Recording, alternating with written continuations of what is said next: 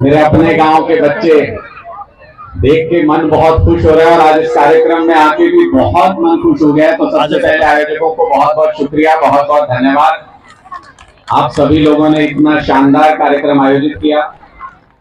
मैं कुछ भी बोलूं, आज गणतंत्र दिवस है, उससे पहले एक बार हम अपने देश के लिए नारा लगाएंगे। सारे बच्चे एक बार शांत हो जाओ, सारे बच्चे शांत हो जाओ। एक बार ऐसे मुट्ठी बंद करो मेरे साथ, सारे जोर से नारा लगाना है। बिल्कुल, भारत माता की। इधर से नहीं आएगा आवाज, इधर भी ऐसे मुट्ठी बंद करो सारे, बड़े छोटे सारे। छोटे छोटे बच्चों ने ठेका उठा रखा है क्या?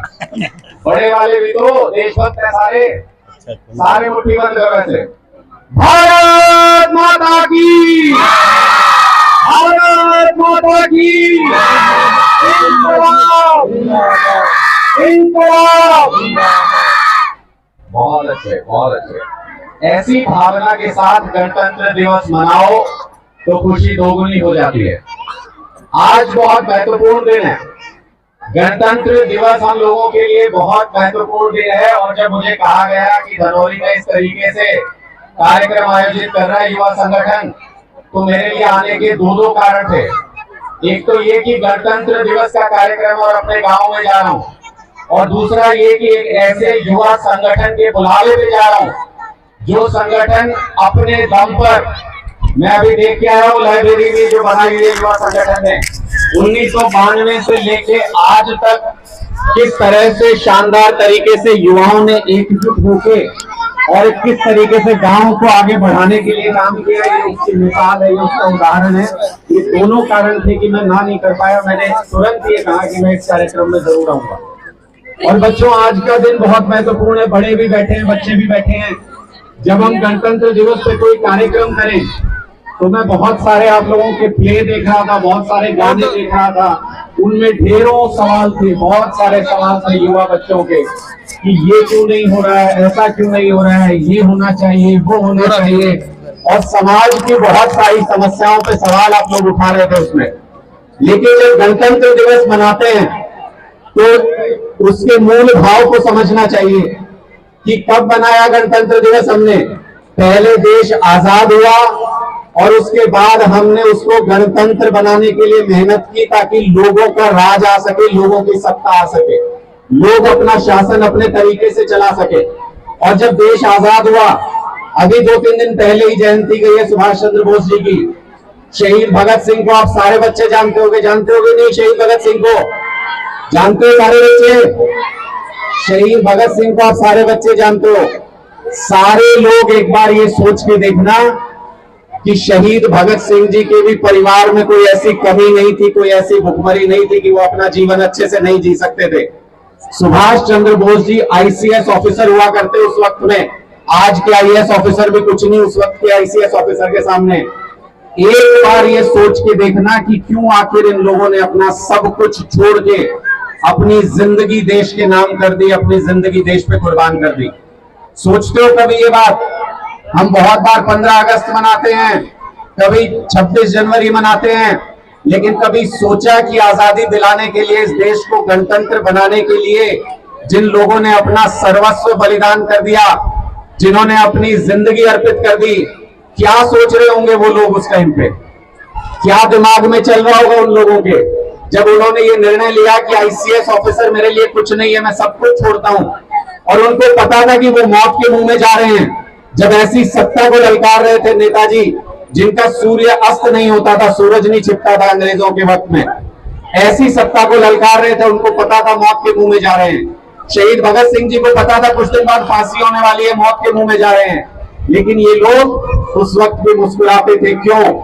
कभी सोचना इस बात को, क्योंकि खुद से ज्यादा बड़ा जब देश लगने लगे, जब आपको लगने लगे कि इस देश के लिए कुछ करना है, मेरी जिंदगी कुछ नहीं है, मैं बहुत छोटा इंसान हूं, इस देश के लिए अगर कुछ कर जाऊं तो बड़ी बात होगी, तब ऐसी बलिदान की भावना लोगों के अंदर आती है, तब ऐसा बलिदान लोग कर पाते हैं। और इसलिए हम सब अपने लिए तो सोचते हैं, अपने परिवार के लिए तो सोचते हैं, हमें अपने देश के लिए भी सोचना चाहिए। हम जब चुनावों में वोट करते हैं तो हम अपनी जात पात के लिए भी सोचते हैं, हम अपने धर्म के लिए भी सोचते हैं, हम अपनी चौधर आ जाएगी इसके लिए भी सोचते हैं, मेरे परिवार का कोई सदस्य किसी ऊंचे पद पे चला जाएगा इसके लिए भी सोचते हैं, लेकिन कभी भी ये सोच के वोट नहीं देते कि तरक्की देश की होगी कि नहीं होगी। जब हम वोट दे रहे हैं उस वोट को अगर देते वक्त ये सोचे कि तरक्की देश की होगी या नहीं होगी, तो फिर देश आगे बढ़ता चला जाएगा।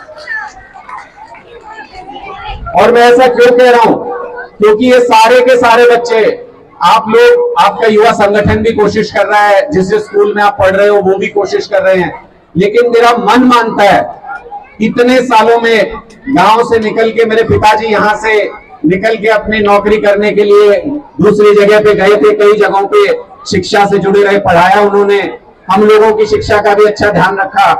गांव से दूर चले गए शहर में, शहर से भी दूर चले गए दूसरे शहर में, विदेशों में भी जाया है, पूरा देश घूमा, बहुत सारे तजुर्बे लिए, लेकिन गांव नहीं छूटा, गांव का घर नहीं छूटा, खेड़ा नहीं छूटा। जब भी गांव आए तो बाबा खैरनाथ के यहां समाधि पे जाना नहीं छूटा, जमीन नहीं छूटी, अपनापन नहीं छूटा।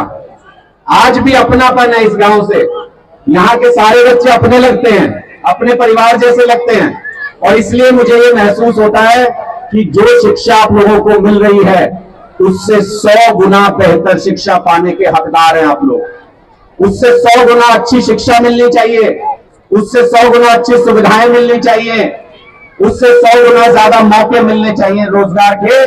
क्योंकि अभी मैंने देखा यहाँ पे जितने गीत गाए गए, यहाँ पे जितने जितने मंचन हुआ, जितने यहाँ पे नाटक किए गए, सब में एक ही सवाल था, सब में एक सवाल था, सरकार सुनती क्यों नहीं हमारी, बेरोजगारी क्यों है, शिक्षा अच्छी क्यों नहीं है।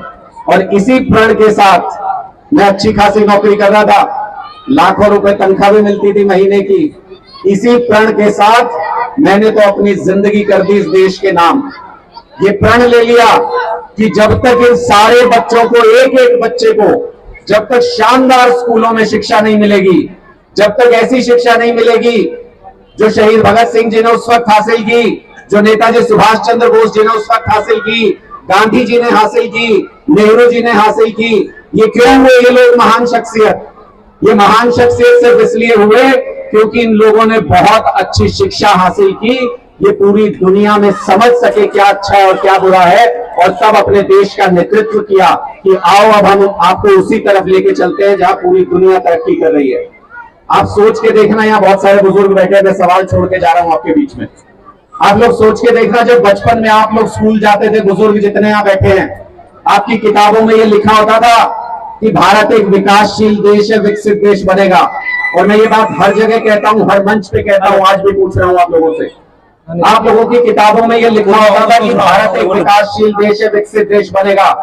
उसके बाद हमारी जनरेशन आई, हमारी पीढ़ी आई, हमारी किताबों में भी जब हम स्कूल जाते थे यही लिखा हुआ था कि भारत एक विकासशील देश है, विकसित देश बनेगा। और मैं इसको अपनी बदनसीबी मानता हूं कि आज मेरे बच्चे स्कूल में जाते हैं, बदकिस्मती आपकी भी किताबों में यही लिखा हुआ है बच्चों कि भारत एक विकासशील देश है, विकसित देश बनेगा। कब बनेगा विकसित देश भारत? कब बनेगा विकसित देश? जैसे हम आज तक चलाते आए, अगर इसी तरह चलाते रहे तो हमारी अगली कई पुश्तें यही पढ़ती रहेगी स्कूलों के अंदर कि भारत एक विकासशील देश है, विकसित देश बनेगा। कैसे बनेगा विकसित देश? विकसित देश तब बनेगा, हमने बाहर के कई देश भी देखे, विकसित देश भी देखे, वहां के लोगों से भी मिले। क्या होता है विकसित देशों में? सब भागते अमेरिका की तरफ, कनाडा की तरफ, भागते कि नहीं भागते? सारे जाना चाहते हैं कि नहीं जाना चाहते अमेरिका कनाडा? क्या होता है वहां पे? वहां पे शिक्षा मुफ्त मिलती है और शानदार मिलती है, इसलिए वहां पर अच्छी सुविधाएं हैं, वहां पर मूलभूत सुविधाएं मुफ्त मिलती हैं, शानदार मिलती हैं। आप लोगों से ये तजुर्बा बहुत दूर नहीं है, आप लोग लगातार अनुभव करते रहेंगे। यहां से कुछ किलोमीटर दूर पे बॉर्डर शुरू होता है, पंजाब बॉर्डर शुरू होता है, यहां से कुछ किलोमीटर दूर पे। ये हवाएं बदल रही है लगातार, और आप लोग आने वाले वक्त में अपने करीब में महसूस करोगे कि किस तरह से लगातार अगर स्कूल, कॉलेज, शिक्षा और मूलभूत सुविधाएं अच्छी हो जाए तो किस तरीके से जिंदगी बदल सकती है लोगों की। इसके लिए हमको मेहनत करनी चाहिए। ये कोई राजनीतिक मंच नहीं है, इसलिए मैं राजनीतिक मुद्दों पे राजनीतिक बातें नहीं करूंगा यहाँ पे। लेकिन मैं आप लोगों के बीच में एक सवाल छोड़ के जाऊंगा और कभी राजनीतिक मंच होगा तो उस पर भी बोलेंगे, खुल करके बोलेंगे।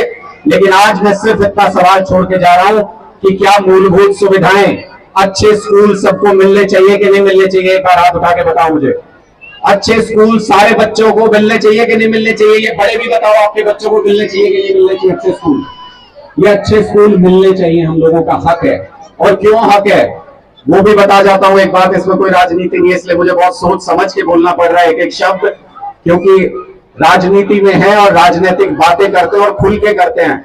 मेरी जिंदगी का एक उसूल रहा, मैं जब पत्रकारिता में था तो डंके की चोट पे करता था कोई भी बात, चाहे कोई कुछ भी कहता रहे। और जब राजनीति में आए तो डंके की चोट पे आए, अपनी विचारधारा डंके की चोट पर चुनी और बहुत सोच समझ कर चुनी। लेकिन आज ये मंच युवा मंच है, बहुत सोच समझ के मुझे बोलना पड़ रहा है। लेकिन एक सवाल छोड़ के जाऊंगा, आप में से किसी को ये तो नहीं लगता कि वो टैक्स नहीं भरता है? किसी को भी यहाँ पे ये तो नहीं लगता कि वो टैक्स नहीं भरता? आप लोग सारे लोग टैक्स देते हो। जो कपड़े आपने पहने हैं टैक्स दे के खरीदे हैं, जूते पहने टैक्स दे के खरीदे हैं, मोबाइल हाथ में टैक्स दे के खरीदा है, ये कैमरा टैक्स दे के खरीदा है, ये टोपी पहन रखी है टैक्स दे के खरीदी है। सोते वक्त भी बिजली चल रही होती है, आप टैक्स दे रहे होते हो। खाते वक्त भी, खाने पे भी टैक्स, आज के दिन में आप टैक्स दे रहे होते हो। और उसके बदले में अगर हम शानदार सरकारी स्कूल मांग ले तो हमको क्या मिलता है? ये मिलते हैं हमको, ये सरकारी स्कूल है। मेरी मम्मी, मेरी माता जी यहाँ पे प्रिंसिपल रही है स्कूल में, बहुत सम्मान है। और मैंने देखा है शिक्षा व्यवस्था हरियाणा में बहुत करीब से। आज के दिन में जिस तरीके से उसकी बुरी हालत हो गई है, उसको सुधारना हम ही लोगों के हाथ में है। क्योंकि अगर आप लोग अंकुश अपने हाथ में नहीं रखोगे तो अभी वो अनिल भाई थे यहाँ पे, बोल के गए थे, सुना रहे थे, गीत में भी उन्होंने सुनाया, वो बोल रहे थे 4 साल के फौजी बना के रख दिए, 4 साल के फौजी बना के रख दिए। बताओ, पूरी जिंदगी ये युवा भी बैठे हैं, ये बच्चे भी मेहनत जब करने लगते हैं, फौज के लिए जब मेहनत करते हैं, बहुत जान लगती है, बहुत मेहनत लगती है। मैंने देखा है बहुत करीब से, बहुत बच्चों में तैयारी करते हुए। और उसके बाद आपको ये कह दे कि 4 साल नौकरी करो और उसके बाद रिटायर हो जाओ, बहुत दुखता है, दिल दुखता है बहुत।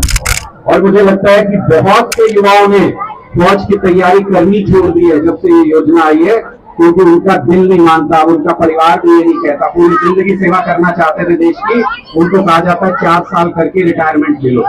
ये सारे सवाल हैं और ये सारे सवाल तब तक रहेंगे जब तक आप लोग जागरूक होके अपने हक के लिए वोट देना नहीं सीखते।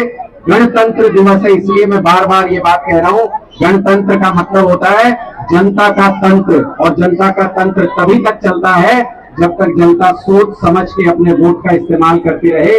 राजनीति को बाहर से बैठ के देखने से काम नहीं चलेगा, राजनीति के अंदर घुस के समाज को सुधारने के लिए काम करना पड़ेगा। उसी वक्त समाज का उद्धार हो सकता है। आप लोगों का बहुत बहुत शुक्रिया इतने अच्छे शानदार आयोजन के लिए, मुझसे जो भी युवा संगठन के लिए मदद